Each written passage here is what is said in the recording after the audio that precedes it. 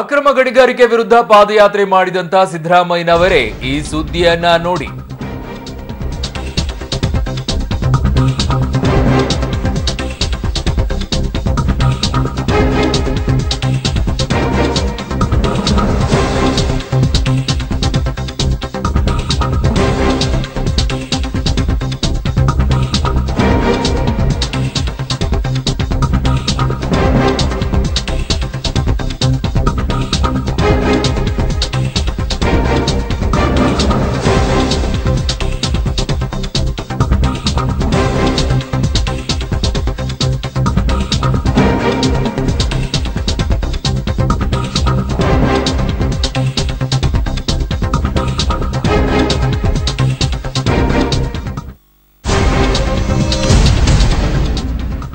ಅಕ್ರಮ ಗಣಿಗಾರಿಕೆ ವಿರುದ್ಧ ತೊಡೆ ತಟ್ಟಿ ಬಳ್ಳಾರಿವರೆಗೂ ಕೂಡ ಪಾದಯಾತ್ರೆಯನ್ನ ಮಾಡಿದಂತಹ ಸಿದ್ದರಾಮಯ್ಯ, ಮುಖ್ಯಮಂತ್ರಿ ಸಿದ್ದರಾಮಯ್ಯನವರ ಈ ಸುದ್ದಿಯನ್ನ ನೋಡಬೇಕು. ಶಾಲೆಯ ಪಕ್ಕದಲ್ಲೇ ಗಣಿಗಾರಿಕೆ ಅಬ್ಬರಕ್ಕೆ ವಿದ್ಯಾರ್ಥಿಗಳು ಬೆಚ್ಚಿ ಬಿದ್ದಿದ್ದಾರೆ.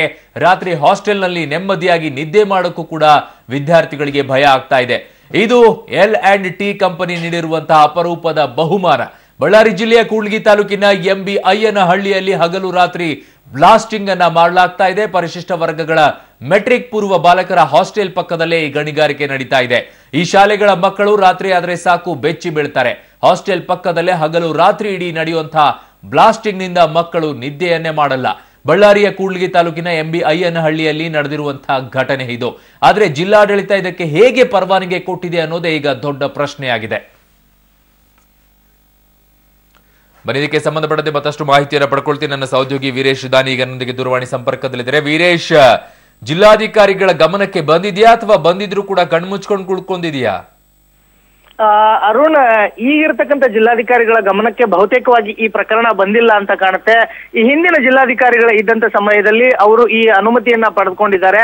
ಆದ್ರೆ ಖಂಡಿತವಾಗಿ ನಿಜಕ್ಕೂ ಅಲ್ಲಿ ಓದ್ತಿರುವಂತ ಮಕ್ಕಳ ಪರಿಸ್ಥಿತಿ ಅಂತ ನೋಡಿದ್ರೆ ನಿಜಕ್ಕೂ ದುಸ್ಥಿತಿ ಅಂತ ಹೇಳ್ಬೋದು. ಅಕ್ಷರಶಃ ಆ ಮಕ್ಕಳು ರಾತ್ರಿ ಆದ್ರೆ ಸಾಕು ಬೆಚ್ಚಿ ಬೀಳ್ತಾರೆ. ಹಗಲೆಲ್ಲ ಆ ಮಕ್ಕಳು ಆ ಕ್ರಷರ್ ಮಷಿನ್ ಬರ್ತಕ್ಕಂಥ ಧೂಳವನ್ನ ಊಟದಲ್ಲಿ ಊಟ ಮಾಡ್ಬೇಕು, ಆ ಧೂಳದಲ್ಲೇ ಪ್ರತಿನಿತ್ಯ ಅವ್ರು ಆಟ ಆಡ್ಬೇಕು, ಅಲ್ಲೇ ಇರ್ಬೇಕಾದಂತ ಪರಿಸ್ಥಿತಿ ಇದ್ರೆ ರಾತ್ರಿ ಎಲ್ಲ ಆ ಕ್ರಷರ್ ಮಷಿನ್ ನಡೆಸುವಂತ ಬ್ಲಾಸ್ಟಿಂಗ್ ಏನಿದೆ, ಆ ಬ್ಲಾಸ್ಟಿಂಗ್ ನಿಂದ ಅಕ್ಷರಶಃ ಮಕ್ಕಳು ಬೆಚ್ಚಿ ಬೀಳ್ತಾರೆ ಅಂತ ಹೇಳ್ಬೋದು. ರಾತ್ರಿಲೆಲ್ಲ ಅವ್ರು ಮಲಗಿರುವಂತ ವೇಳೆಲೆಲ್ಲ ಪಕ್ಕದಲ್ಲಿ, ಅಂದ್ರೆ ಬಹಳ ದೂರ ಏನಿಲ್ಲ ಅರುಣ್, ಕೇವಲ ಕೂಗಳತೆಯಲ್ಲಿ 10 ಮೀಟರ್ ಸಹ ದೂರ ಇಲ್ಲ, ಅಷ್ಟೊಂದು ಹತ್ತಿರದಲ್ಲೇ ಕ್ರಷರ್ ಮಷಿನ್ ನ ಮತ್ತು ಸ್ಕೂಲಿನ ಪಕ್ಕದಲ್ಲಿ ಮಾಡಿದ್ದಾರೆ. ಹೀಗಾಗಿ ಒಂದ್ ಕಡೆ ಪರವಾನಗಿ ಕೊಟ್ರು ಅಂತ ಅಲ್ಲಿ ವೀರೇಶ್ ದಾನಿ, ಶಾಲೆ ಪಕ್ಕದಲ್ಲಿ ಅದಕ್ಕೆ ಪರವಾನಗಿ ಹೇಗೆ ಕೊಟ್ಟಿದ್ದು ಅಷ್ಟು ಹತ್ತಿರದಲ್ಲಿ?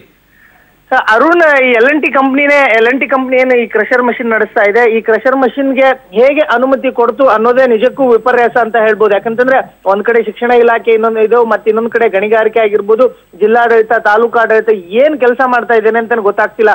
ಅಷ್ಟೊಂದು ಮಟ್ಟಿಗೆ ಯಾವ ಈ ನಿಯಮಗಳ ಅಡಿಯಲ್ಲಿ ಇಲ್ಲಿ ಗಣಿಗಾರಿಕೆಗೆ ಅವಕಾಶ ಕೊಟ್ರು ಅನ್ನೋದನ್ನ ಸ್ವತಃ ಜಿಲ್ಲಾಧಿಕಾರಿಗಳು ಮತ್ತು ಜಿಲ್ಲಾ ಉಸ್ತುವಾರಿ ಸಚಿವರು ಮತ್ತು ತಾಲೂಕು ತಹಸೀಲ್ದಾರ್ ಅವರೇ ಉತ್ತರಿಸಬೇಕು. ಅರುಣ್, ಓಕೆ ವೀರೇಶ್, ನಿಮ್ಮೆಲ್ಲ ಮಾಹಿತಿಗೆ ಧನ್ಯವಾದಗಳು.